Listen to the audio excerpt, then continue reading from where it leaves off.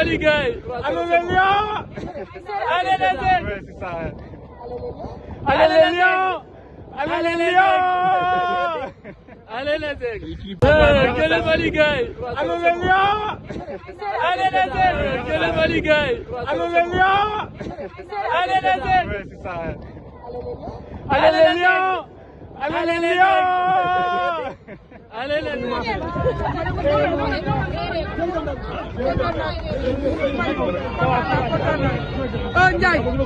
Ndiaye jël nga sa yooni bopp. non. yow yaay borom ceeb bi neex yi. waaw Ndiaye ñëwoon nga ci ceeb bi. ñëw naa. non dama bëgg suba ceeb bu weex bu am suul laay def.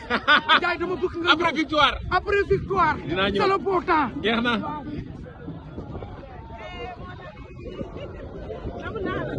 bàyyi yéen ci jàpp.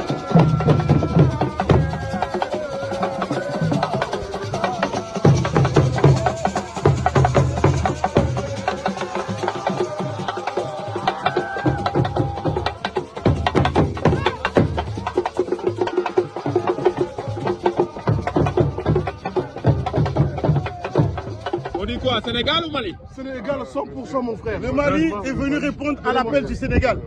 Tanger, ça appartient au Sénégal.